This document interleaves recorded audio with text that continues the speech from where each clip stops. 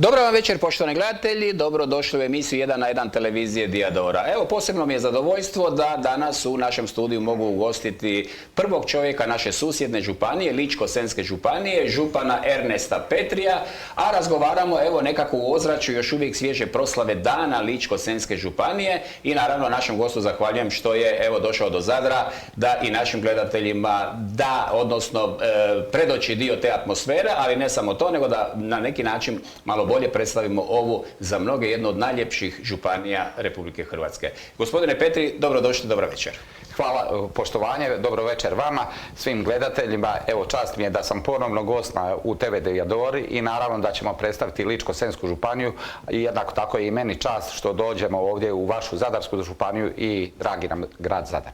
Evo, hvala vam lijepa još jednom. Evo, naravno, neposredni povod našeg susreta je, rekao bih, svečarski. Imali ste predivnu proslavu vaše Ličko-senjske županije. Međutim, evo, ja bih počeo ipak emisiju s jednim događajem koji je, nažalost, obilježio ovaj tjedan na izmaku. Dogodila se jedna strašna tragedija u našoj zemlji koja je potresla sve građane i dovela u pitanje čak i, rekao bih, sumnju jednog velikog dijela javnosti u ispravnost funkcioniranja našeg ukupnog pravosudnog sustava. Radi se o zločinu nad jednim mladim čovjekom, ubojstvo jednog mladića od strane osobe koja je odslužila kaznu, koja je već bila, dakle, već je počinitelj jednog strašnog zločina. Evo, kako vi kao političar, znam da to nije u fokusu naše današnje teme, ali budući da ste i saborski zastupnik u mirovanju i poznati hrvatski političar, evo, volio bi čuti i vaše mišljenje. Nažalost, taj se slučaj jako puno sad i politizira. Mnogi političari sad i koriste taj slučaj za kritiku, naravno, i vladajućih i tako dalje, ali volio bih, evo, čuti od vas mišljenje. Kako ste vi to doživjeli i gdje vi vidite zapravo možda i genezu i problem jedne takve tragedije koja nam se dogodila?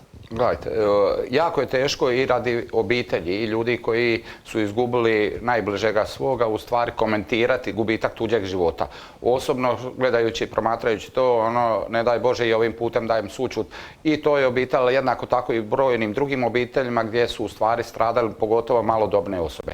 Naravno da svugdje u svijetu, a tako i u Republici Hrvatskoj, postoje zločinci i u stvari monstrumi koji čine određena kaznena djela koja završavaju ubojstvom i da to osuđujemo. Teško mi je to da ne bi se krivo protumačilo, politizirati, nego gledajući i kao roditelj i kao čovjek, u stvari mogu kazati da se jedino možeš zgroziti tome i gledajući sad teško je optuživati bilo sada pravosudni sustav, policijski sustav i tako dalje, ali vrlo vjerojatno je u dugoročno vrijeme potrebno mijenjati kazneni zakon kako bi se u stvari dugoročno vodila briga o osobama koje su već ranije počinile takve zločine, da se ponovno ne bi u stvari bilo ponavljanje sličnih ili istih dijela, a gledajući u stvari često se događa da osobe koje su napravile ubojstvo nakon odsluženja zatvorske kazne ponovno počine ubojstvo, tako da bi u stvari represivni sustav kroz izmjene kaznenog zakona vrlo vjerojatno mogao biti učinkovitiji, ali to nije ova emisija da bi o tome govorili. Da, naravno, teško mi je, još jednom dajem sućut obitelji i svima ostalim osobama koje su izgubile svoje najmilije.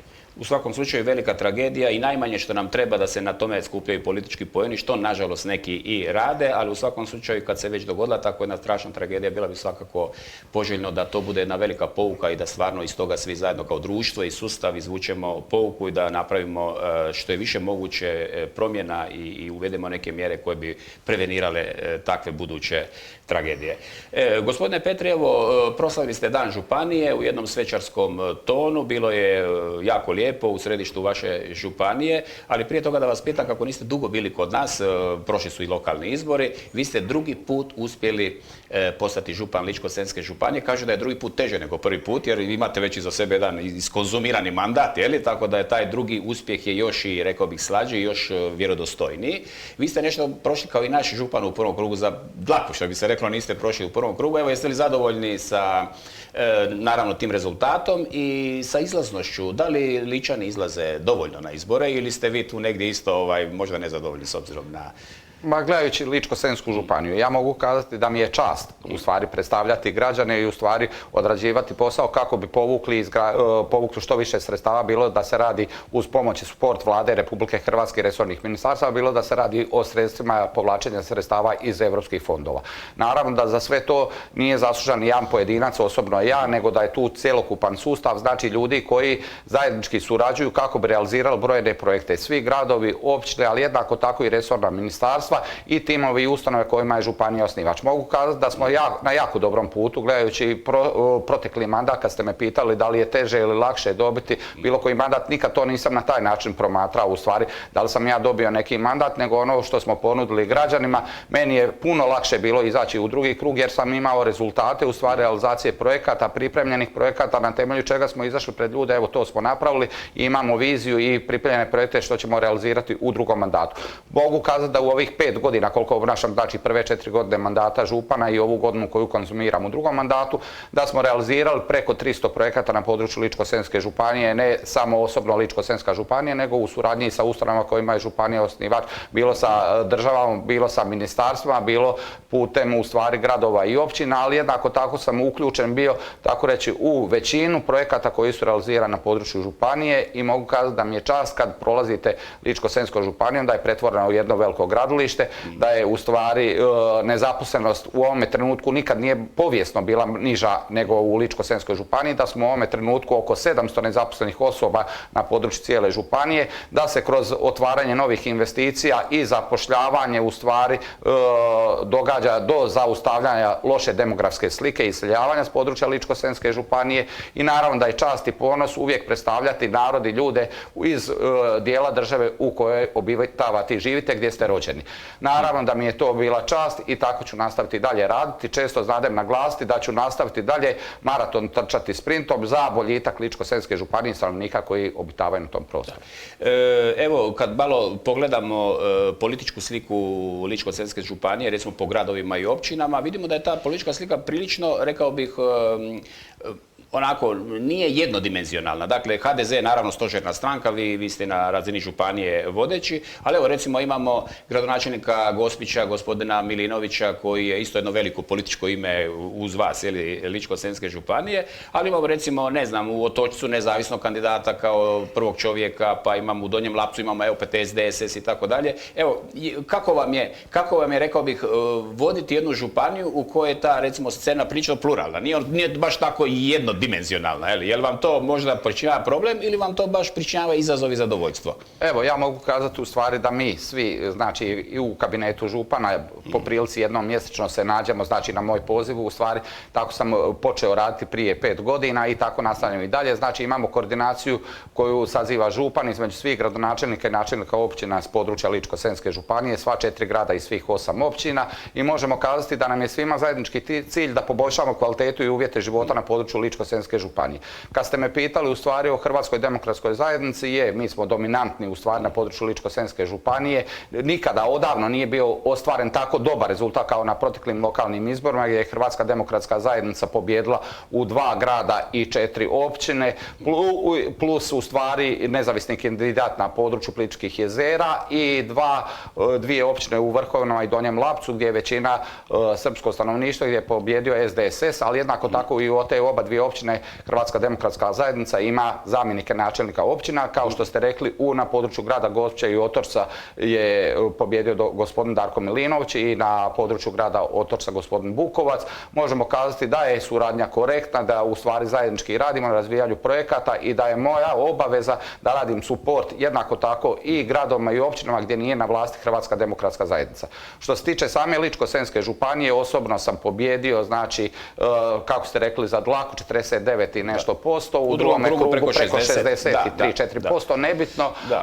Jednako tako možemo kazati da je u stvari većina odluka na županijskoj skupštini se donosi jednoglasno, da je proračun usvojen jednoglasno, iako Hrvatska demokratska zajednica svojim koalicijskim partnerima ima samostalnu većinu u županijskoj skupštini, ali možemo kazati da jednako tako i Hrvatska demokratska zajednica ima predsjednika gradskog vijeća u Otočcu, jednako tako Hrvatska demokratska zajednica čini većinu u gradskom vijeću grada Gospića.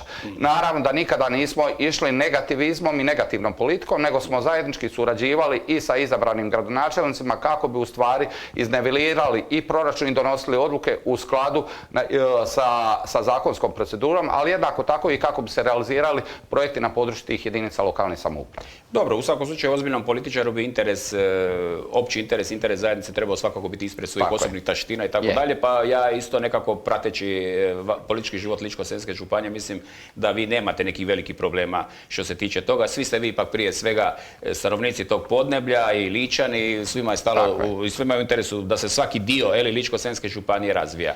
Evo, rekli smo da i SDSS je jedan od političkih faktora, s obzirom na nasljeđe rata, s obzirom na međuetničke odnose i tako dalje. Jeste li kao župan evo danas zadovoljni recimo sa, da tako kažem, hrvatsko-srpskim odnosima na razini Ličko-senjske županije? Da li je cijeli taj, rekao bih, repertoar tih tema na neki način već dobio ozračje nekog mira, nekakve suradnje? Da li ste zadovoljni ili ima nekih problema u tom smislu? Ili možemo reći da je Ličko-senjska županija evo jedna mirna, demokratska, rekao bih, neka atmosfera koja vlada tamo? Uvijek mogu naglasiti da je Ličko-senjska županija bila stožer u obrani u Domovinskom ratu, gdje je izginuo veliki broj u stvari hrvatskih branitelja, gdje je izginuo veliki broj civila, odmaklo se, puno vremena je prošlo od Domovinskog rata. Predstavnici ispred SDSS-a na području i Donjeg Lapca Milan Krežević i općine Vrhovina Milorad Delić, jednako tako i zamjenik župana Milan Uzelac, mogu kazati da korektno obavljaju svoj posao, da jako puno rade za svoje područje i da jednako tako imaju i suport Ličko-senjske županije, ali i Vlade Republike Hrvatske. S druge strane možemo naglasiti u stvari da uvijek će postojati pojedinci koji iskaču iz kolotraga. Evo nedavno kad se obilježavao dani Blajburga i Križnoga puta, da se u Gospiću pojavio jedan grafit sa 4S koji je bio u stvari provokacija. Znademo da je Gospić kroz povijest u stvari prolio puno krvi, gledajući i od Drugog svjetskog rata, postratnog razdoblja kada je izvršeno stradanje, u stvari streljanje od strane partizanskih postrojbi na području samog grada Gospića je iskopano 256 leševa samo u stvari u samom središtu grada ekshumacijom, i tu se zahvaljujem Ministarstvu hrvatskih branitelja. To je prije nekoliko godina izvršeno na inicijativu gospodina Tome Medveda i osobno moj angažman. Jednako tako možemo kazati da je puno stradalnika i u Domovinskom ratu bilo, ali da je to vrijeme postepeno prošlo i da svi zajednički u stvari sada surađujemo, radimo na boljitku u stvari kvalitete života ljudi koji žive na tim prostorima. Evo, mogu kazati da što se tiče pluralizma i u stvari međunacionalnih odnosa na području Ličko-senjske županije, da je slika za primjer nekim drugim regijama koje su u stvari na području Republike Hrvatske i da ne treba dizati tenzije, nego da treba zasukati rukave i raditi za boljitak i kvalitetu budućnosti. Gospodine Petri, spomenuli ste oko 300 projekata koji su već realizirani ili su u tijeku. Mi se ovdje u Zadru jako volimo, da tako kažem, hvaliti nekakvim statistikama da smo među prvacima u povlačenju europskih sredstava. Koliko ste vi kao župan evo zadovoljni, koliko europski fondovi, koliko europski novac ulazi u Ličko-senjsku županiju i možete li možda jedan ili dva projekta izdvojiti koji su baš evo vama, što bi se reklo, dragi, a koji su upravo ostvareni uspješnošću aplikacija na te natječaje i povlačenje europskih sredstava? Ja ću odmah naglasiti da mi je teško izdvojiti pojedini projekt, ali svaki projekt i onaj najmanji mi je jako bitan, u stvari jer on doprinosi isto također razvitku Ličko-senjske županije i poboljšanju kvalitete života osobama koje žive na tome području. Da, njima je on najbitniji, da. Tako je, sad kad bi spomenuo projekt na području grada Gospića, u stvari izolirao bi projekt na području Brinja. Ali jednako tako treba naglasiti da je Ličko-senjska županija u datom trenutku kad sam postao Ličko-senjski župan bila je zadnja ili predzadnja po povlačenju sredstava iz europskih fondova, da sada smo uzeli u stvari prosjek Republike Hrvatske, ako ne i nadprosječno povlačenje. Mogu kazati da ni jedan poziv od EU fondova nam nije izmakao, da sve jedan projekt smo aplicirali i u većini projekata smo pripremili dokumentaciju kako bi kroz bodovanje u stvari ti projekti prošli. Možemo kazati da jednako tako znači brojne projekte, ovo što ste mi rekli, meni najdraži i samo ću jedan spomenuti je izgradnja Memorijalnog centra Domovinskog rata Ličko-senjske županije, gdje smo 3 protekle godine radili na izradi projektno-tehničke dokumentacije, imovinsko-pravnom rješavanju zemljišta, pa u stvari do nedavnog apliciranja za početak izgradnje u stvari doma i tako dalje. Znači, taj projekt izdvajam jer tu dajemo pijetet poginulim hrvatskim braniteljima koji su najzaslužniji da bi mi danas sjedili i ovdje u studiju i kako bi imali našu domovinu Hrvatsku. Svi ostali projekti su razvojni projekti ili ulaganje u komunalnu infrastrukturu od kojih se ljudima poboljšava kvaliteta života, ali jednako tako i zapošljavaju se novi ljudi u novim ustanovama ili bilo kroz realizaciju nekih projekata gdje u stvari se zapošljava građevinski sektor lokalnog karaktera koji također zapošljavaju nove ljude u svojim privatnim poduzećima. Mogu kazati da sam jako zadovoljan kroz povlačenje sredstava iz europskih fondova i da ćemo nastaviti istim tempom raditi dalje. Evo i danas, u stvari prije 2 dana smo također aplicirali za pojedine projekte i možemo kazati da smo na dobrome putu, da ćemo realizirati i te jer smo pratili u stvari sve pozive i pripremili cjelokupnu dokumentaciju kako bi postigli maksimalan broj bodova da bi nam projekt prošao. Radi se o stotinama milijuna eura uloženih, da ne kažem i preko milijardu eura uloženih na područje Ličko-senjske županije. To su svakako lijepe informacije i lijepo je da je tako jedna lijepa županija zapravo koristi te potencijale i te mogućnosti jer nam je ova sad perspektiva do 2027. godine vrlo važna jer je sad vrlo izdašno i dakle treba tu napraviti nekakav maksimum da se što više povuče europskih novaca. Ličko-senjsku županiju mi koji živimo na moru i na priobalju možda ne doživljavamo toliko u tom nekom turističkom aspektu, ali kad malo bolje pogledamo i mi koji nismo iz Like, Ličko-senjska županija, ona je puna tih dragulja, puna je tih, rekao bih, privlačnih destinacija, prirodnih ljepota, pa i nekih brendova koji su vezani, evo Nikola Tesla recimo, dakle puno ima brendovske građe koja se može turistički fantastično iskoristiti, pa evo da vas pitam, i naravno postoji turistička zajednica Ličko-senjske županije, kako stojite s turizmom, je li se turizam razvija brzinom i smjerom kojim, evo, vi kao župan vjerojatno i priželjkujete, tu su Plitvička jezera, tu je Novalja, tu je rijeka Gacka, tu je, ne znam, Velebit, tu je Nikola Tesla, dakle, puno tu priča ima koje turistički se mogu fantastično iskoristiti. Kako stojimo s turizmom u Ličko-senjskoj županiji, kakva je perspektiva? Koliko turizam donosi ljudima u Ličko-senjskoj županiji i dobrobiti, i profita, i ekonomske Evo, ja ću sad naglasiti, u tijeku ove emisije ćete imati i promo video koji smo predstavili na danima Ličko-senjske županije prije 2 dana, tako da ćete vidjeti sve ljepote Ličko-senjske županije, odnosno dio ljepota Ličko-senjske županije. Jednako tako treba napomenuti da je Ličko-senjska županija razvijena turistički u otočnom dijelu, jer pripada nam otok Novalja, odnosno područje grada Novalje. Jednako tako priobalni dio morski od Senja do Karlobaga gdje također je razvijen turizam. Spomenuli ste malo prije Plitvička jezera koje su prepoznatljiva u cijelome svijetu, ali jednako tako treba markirati i ostale destinacije na području Ličko-senjske županije. Od Memorijalnog centra Nikole Tesle u Gospiću, odnosno njegovom rodnom Smiljanu, do rodne kuće Ante Starčevića u Žitniku, jednako tako ljepota rijeke Gacke na području grada Otočca, onda vrhova Velebita ili Plješivce, gledajući područje i od Plitvičkih jezera u stvari pa sve do Une u Donjem Lapcu, Lovinca ispod Velebita i da dalje ne nabrajam, da ne preskočim Udbinu, Perušić i ostale destinacije pa sve do Brinja. Možemo kazati da je u stvari Ličko-senjska županija 10% teritorija Republike Hrvatske i stvarno je, to je bilo moje potenciranje i stvarno je s pravom trebamo nazvati da je Ličko-senjska županija srce Hrvatske i to srce Hrvatske će nastaviti i dalje hrvatski kucati, ali jednako tako razvojno u potencijalu i razvoju turizma. Naravno da prostora ima još jako puno. Prošle godine smo uveli i novu javnu uslugu javnog prevoza Lika Line gdje smo povezali sve ruralne sredine, sva manja mjesta kako bi ljudi mogli cirkulirati prometno, ali jednako tako taj Lika Line se koristi i u turističke svrhe, preko 260 stajališta, preko 30 autobusa konstantno vozi, tako da vi u ovome trenutku možete doći iz Donjeg Lapca ili iz Brinja u Novalju ili iz Novalje u Otočac i ta je mreža uspostavljena. Jednako tako razvijamo i ulažemo u brojne druge projekte, tu mora se zahvaliti Vladi Republike Hrvatske koja subvencionira javnu uslugu prevoza sa 75%, ostatak je Ličko-senjska županija i jedinice lokalne samouprave, samo taj projekt je vrijedan preko 27 milijuna eura. Da.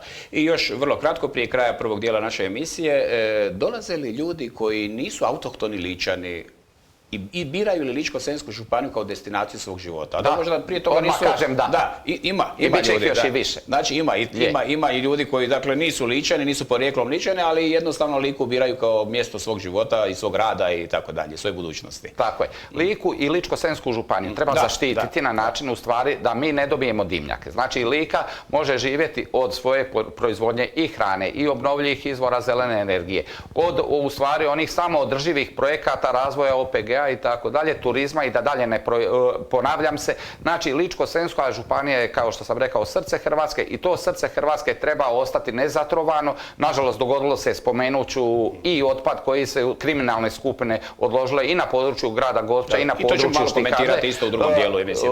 Tako da neću onda previše ulaziti u tu temu, ali to su zločini koje treba kažnjavati jer su pokušali zagaditi, to će država riješiti, riješit će jedinice lokalne samouprave, ali su pokušali, za to moraju kazneno odgovarati.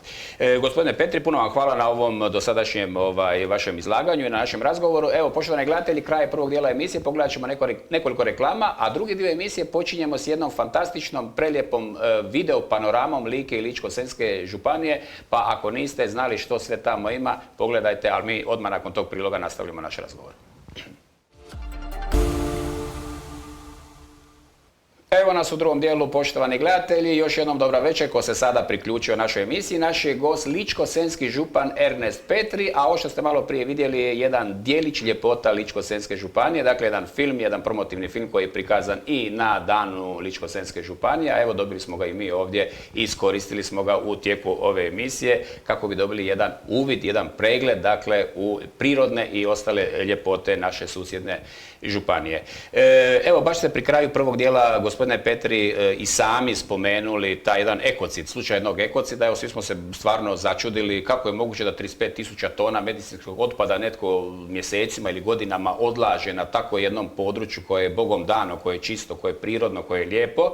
I vi ste imali jednu presicu, mislim da je to bilo u veljači ove godine, gdje ste bili zgroženi, jednostavno ste to osudili na sve moguće načine, ali ste isto tako najavili da to država mora do kraja ispitati. Dakle, evo, prošlo je 2-3 mjeseca, imate li možda nekih saznanja, je li se po tom pitanju išlo korak 2 dalje, da li su počinitelji možda locirani, možda da li je u postupak nekakav u toku i kako ide cijela ta priča? Pratite li sada ishod te situacije? Naravno da mi kao stanovnici Ličko-senjske županije, sad ne govorim ni sa pozicije župana, a onda se uključi sa pozicije župana. Svi stanovnici Ličko-senjske županije su prvenstveno zgroženi, ali od zgražanja ništa. Znači, s druge strane, znači, taj se ekocid, u stvari, ta kriminalna skupina je prevozila otpad proteklih 6-7 godina. Znači, nisam ja ni bio župan kad se u stvari počelo sa odlaganjem tog nelegalnog otpada. Nažalost, oni su otpad, znači, ne bi bili kriminalna skupina da su ga oni legalno uvozili. Nelegalno su ga uvozili na području Republike Hrvatske preko Varaždina i onda su ga istovarili na različite destinacije na području cjelokupne Republike Hrvatske, ali nažalost, eto, dio toga nezbrinutoga opasnog otpada, medicinskog otpada je završio i na području grada Gospića. Radi se o velikim količinama gdje je u stvari USKOK i tijela progona plus Europol plus državno odvjetništvo plus državna inspekcija plus sudovi i tako dalje, policija, svi su uključeni u taj postupak kako bi se u stvari razotkrile količine i kako bi se kaznili počinitelji toga djela. U ovome trenutku mogu kazati da i u suradnji sa jedinicama lokalne samouprave, u stvari, i putem Ministarstva zaštite okoliša, ali jednako tako i Fonda za energetsku učinkovitost i zaštitu okoliša, iniciramo, ne možemo mi više, iniciramo da se što prije počne sa sanacijom nelegalno odloženog otpada. U ovome trenutku, znači sad koncem 5. mjeseca, će biti završen prvi postupak javnog poziva za odabir poduzeća koje će sanirati prvu fazu, to je vanjski otpad u vrećama, znači vanjski opasni otpad. Druga faza, prema informacijama od fonda i ministarstva, je također taj opasni otpad koji se nalazi u prostorijama silosa.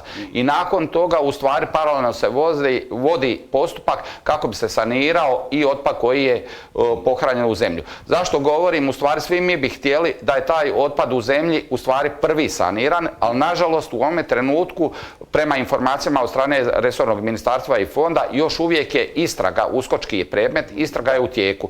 U ovome trenutku, znači, ne postoji zakonska mogućnost da bi se počelo sa iskopom i saniranjem toga otpada koji vrlo vjerojatno će morati biti saniran izvan teritorija i granica Republike Hrvatske dijelom, jer u Republici Hrvatskoj ne postoje takve spalionice koje bi mogle uništavati takav otpad.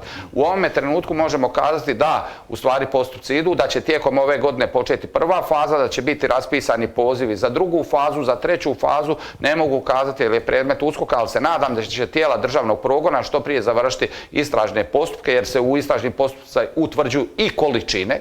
Znademo jedino da da je došlo do miješanja opasnog otpada sa zemljištem, da prema analizama Hrvatskih voda i u stvari pojedinih, ajmo reći, zavoda je utvrđeno da do sada nije došlo do štetnog djelovanja na pitku vodu i što je Ličko-senjska županija na moju inicijativu u stvari platila uređaj za mjerenje kvalitete zraka, da u ovome trenutku nema promjene u kvaliteti zraka na tome području. To smo inicirali kako bi u stvari mogli ispitivati da neki štetni plinovi ili bilo kakav utjecaj na okoliš ne bi djelovao dalje na kvalitetu života i zdravlje ljudi. To je strašno kazneno djelo, to je zapravo prijetnja zdravlju i okolišu i tako dalje, zdravlju ljudi i svakako to treba biti sankcionirano na primjeren način. Ali ono što, evo još jedno pitanje vezano za to pa idemo dalje, dakle ono što zapravo na neki način začuđuje običnog čovjeka ili da tako kažem zdrav razum ili pojedinca, kako je bilo moguće i kako vi to tumačite? Čak i vi kao župan ste praktički bili iznenađeni, zgroženi tom spoznajom, to su iz medija zapravo saznali što se to sve skupa dogodilo, da jedan veliki domet zagađivanja, odlaganja tog otpada, to nije trajalo tjedan dana, 5 dana, to je očito trajalo jedno duže vremensko razdoblje i bilo je tu ogromnih količina medicinskog otpada, da se to sve skupa nije znalo do nekog određenog momenta kad je već to eskaliralo do te mjere da jednostavno je moralo jednom izaći u javnost.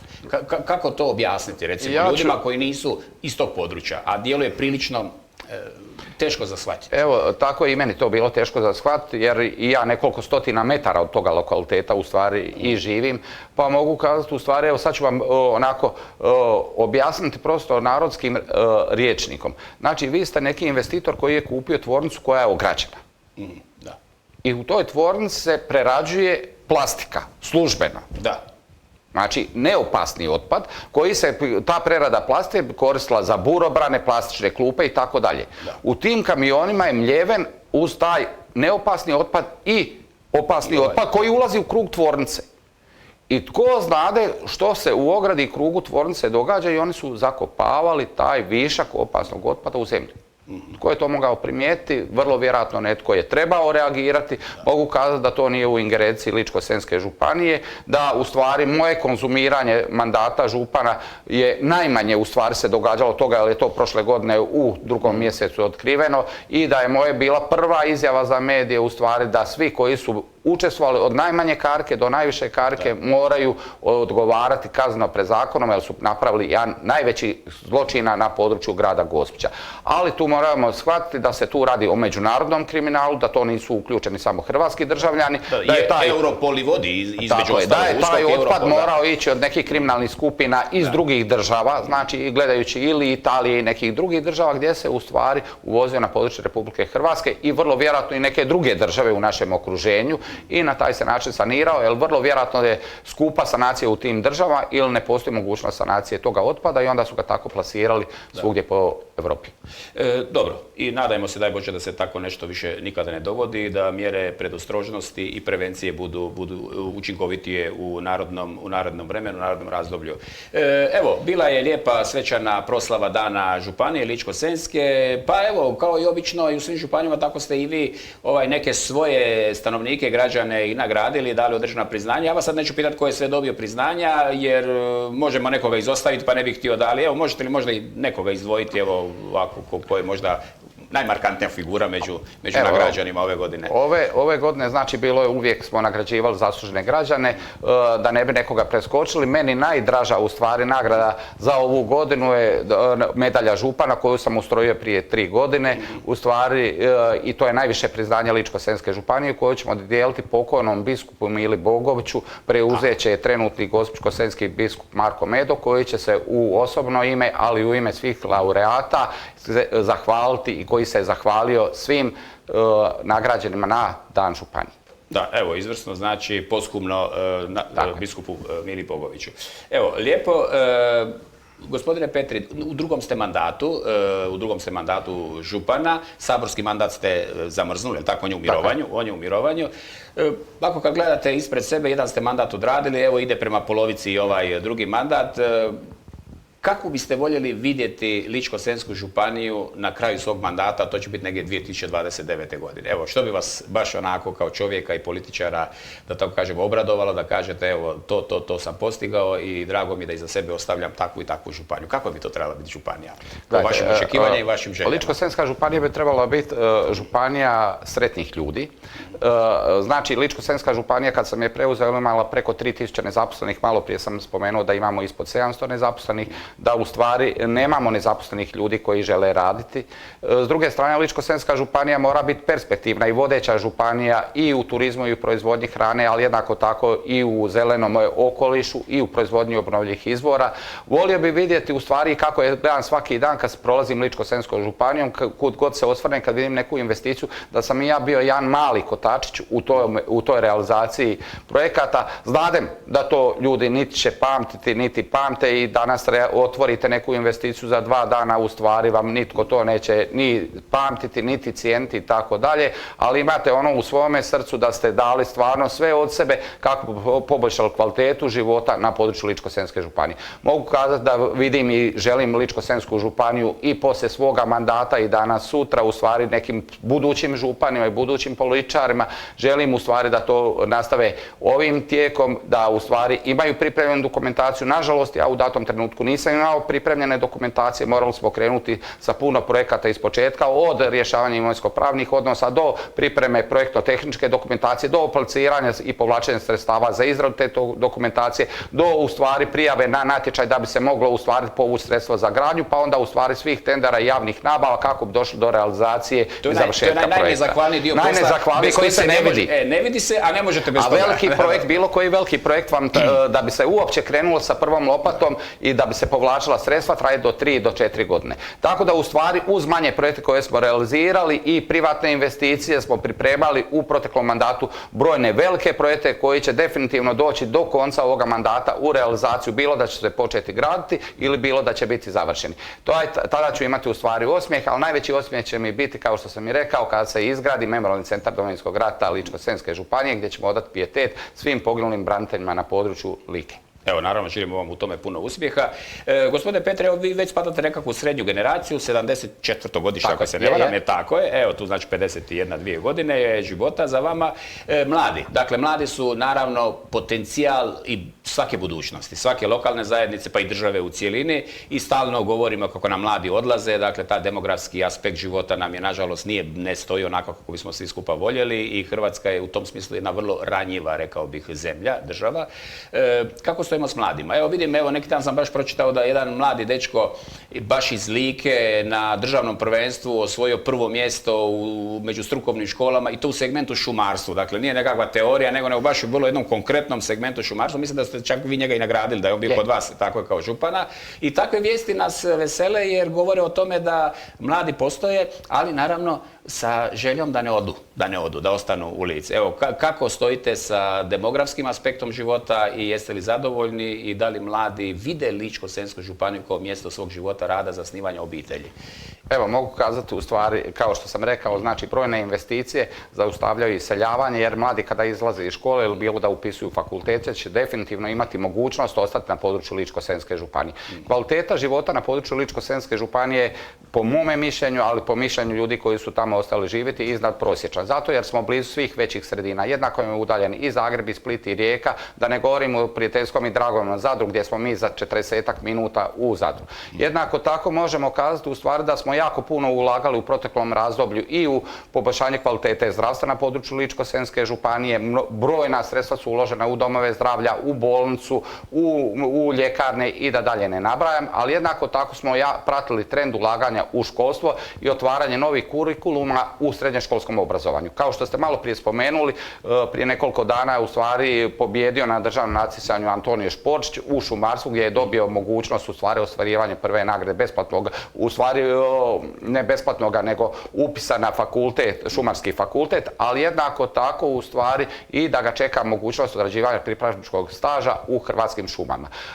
S druge strane možemo kazati da je na području cijele županije u stvari ustrojeno novih kurikuluma od geodeta, tehničara, pratili smo potrebe tržišta rada, a jednako tako se u stvari izvršila energetska obnova brojnih školskih ustanova i u ovome trenutku je u realizaciji nekoliko projekata i nadograđena je škola na Plitvičkim jezerima sa 9 učionica, nadogradit će se škola isprojektirana u Otorsu, nadogradit će se strukovna škola i gimnazija na području grada Gospića koja je projekt energetske obnove u ovome trenutku u tijeku. Jednako tako nadograđujemo školu u Senju, nadograđujemo školu i projektno-tehnička dokumentacija i tender je pripremljen za nadogradnju škole u Novalj. Znači, kroz nadogradnju škola je vidljivo da su nam potrebne nove učionice, da se u stvari pripremamo da će biti veći broj djece danas sutra u upisima i da smo mi zadržali u stvari naše mlade na području grada Gospića. Jednako tako treba spomenuti da na području Ličko-senjske županije, odnosno na području grada Gospića, postoje 2 visokoškolske ustanove pri odjelu. Znači, pri Filozofskom fakultetu iz Zadra postoji odjel za nastavničke studije i prije 2 godine je uveden odgojitelj, tako da bi u stvari deficitarne kadrove odgojitelja mogli visokoškolski obrazovati na području grada Gospića. Jednako tako postoji i veleučilište Nikola Tesla sa 3 postojeća dosadašnja smjera, bio je promet, ekonomija i upravno pravo. Uveden je sada od ove godine novi smjer kreće sestrinstva i prije 2 godine je uveden visoka stručna sprema magistra ekonomije poduzetništva u turizmu. Tako da u stvari kroz taj način omogućujemo i domaćim stanovnicima, ali i studentima koji dolaze iz drugih sredina da bi se mogli školovati na području grada Gospića i Ličko-senjske županije. Evo, izvrsno, kad su u pitanju djeca vrtićke dobi, ima li neupisane djece, da li se roditelji žale, da li fali kapaciteta za dječje vrtiće? Uvijek fali kapaciteta, znači uvijek nedostaje kapaciteta, ali možemo kazati da se i na tome području jako puno radi, nadograđuju se vrtići, radimo sada i kroz program Liku, u stvari mogućnost nadogradnje i izgradnje vrtića i u Donjem Lapcu i nadogradnje i proširenja vrtića u Gospiću, što su u vlasništvu jedinica lokalne samouprave. Tu u stvari moramo kazati da tu nije nositelj i osnivač dječjih vrtića županija, nego gradovi i općine. Ali jednako tako koliko god bude potrebno suporta u stvari ili sufinancirano od strane županije ili resornih ministarstva da treba otvoriti vrata, naravno da je Ličko-senjska županija i osobno ja na raspolaganju svima 24 sata dnevno. Vi ste percipirani u javnosti kao političar koji je vrlo, kako bih rekao, operativan, niste veliki teoretičar, dakle imate tih investicijskih iskustava, znanja, dakle u ekonomskom području života ste već nekakva svoja ostvarenja verificirali i tako dalje, ali zanimljivo je da ste zapravo kroz srednjoškolsko obrazovanje više bili posvećeni ovim prirodnim znanostima. Mislim da ste matematičku gimnaziju čak tako završili, a onda ste pravo upisali, onda ste postali magistar prava. Kako ste se to tako prebacili iz tog matematičkog svijeta u svijet prava, da biste poslije opet specijalistički se dalje obrazovali u sferi ekonomije gdje je opet matematika dominantna i tako dalje? Evo, ovako, gledajući u stvari, ja sam živog duha kao osoba, u stvari, nikad nema mira, što svi mi volimo kazati, u stvari... A to se vidi čak i po načinu na koji govorite vrlo strastveno, tako iznosite svoje ideje i stavove, da. Završio srednjoškolsko obrazovanje, matematičko-informatički smjer, svi bi očekivali da će takav student u stvari i od srednje škole završiti na nekom tehničkom fakultetu. U tom trenutku se događao i početak Domovinskog rata u stvari na području grada Gospića, gdje se, ne volim govoriti o sebi, gdje se puno mladih ljudi uključilo u obranu i grada Gospića i svega toga. Moja je u tom trenutku bila želja da upišem vojnu akademiju, pošto još nije postala vojna akademija na području Republike Hrvatske, tako da u stvari sam igrom slučaja naknadno završio na pravnom fakultetu, završio pravni fakultet, poslije pravnog fakulteta sam odradio vježbenički staž u odvjetničkom uredu, igrom slučaja se zaposlio u Hrvatskoj elektroprivredi, radio na 10 godina na zastupanju, nakon toga u stvari postao direktor Elektrolike Gospić, gdje sam završio poslije diplomske ekonomija energetskog sektora po MBA programu, tako da u stvari je to bila moja kombinacija i prava, i ekonomije, i energetike. I onda ste došli 2021. u politiku. Ima još jedna zanimljiva epizoda koja je vezana za Oslo, za Norvešku. Evo, možemo u par rečenica, kako ste završili u Norveškoj? To isto bilo u nekakvom procesu vašeg specijalizacije, obrazovanja, je li tako? Je. Evo, i kao student i kao netko ko je, ajmo reći, puno djelovao i kroz studentske udruge i Mladež Hrvatske demokratske zajednice za vrijeme studiranja, mogu kazati da sam u datom trenutku bio i voditelj Doma zavičajnih klubova sveučilišta u Zagrebu, gdje je bilo preko 20 studentskih asocijacija zavičajnih uključeno u to i u datom trenutku smo se aplicirali za, u stvari, to se zvalo, znači, dodatno obrazovanje pri sveučilištu u Oslu, International Relation, to su bili međunarodni odnosi, tako da u stvari sam završio i tih ljetni jedan semestar u Oslu gdje sam u stvari dobio i priznanje i diplomu od rektora sveučilišta u Oslu. Bilo je tu još dodatnih puno obrazovanja i medijatora i svega toga, ali to je u stvari sve to život. U datom trenutku sve te diplome su nebitne, bitno je da li si ti kao osoba čovjek i s druge strane da li je nešto ostalo iza tebe ako se baviš javnim interesom, da li se baviš i da li si doprinosao javnom interesu. Zaboravili smo nešto još spomenuti, dugi niz godina sam imao i svoje privatno poduzeće, bavio sam se ja i nekretninama, Velebit, Agencija za promet nekretninama Velebit nekretnine, koja u datom trenutku bila jedna od dvije vodeće firme, odnosno agencije za posredovanje u prometu nekretninama i mogu kazati da sam stvari svoju firmu stavio u mirovanje sa 600 i nešto nekretnina, ekskluzivnih ugovora, a ko se bavi s tim segmentom znade da onda nisam bio interesan, nego da sam se dao onda u javno dobro, jer od tih 600 i nešto ekskluzivnih ugovora i raspolaganja nekretninama se tada jako dobro živjeti. Gospodine Petri, puno vam hvala na ovom zanimljivom razgovoru. Evo, naravno, vama, svim stanovnicima Ličko-senjske županije, želimo još puno lijepih godina, puno lijepih proslava, želim vam sve najbolje. Hvala što ste došli u Zadar i bili naš gost i naravno, poštovani gledatelji, evo, moramo se oprostiti od vas. Naša emisija je privedena kraju. Do sljedeće nedjelje lijepi pozdrav, a bio je ovo Ernest Petri, župan Ličko-senjske županije.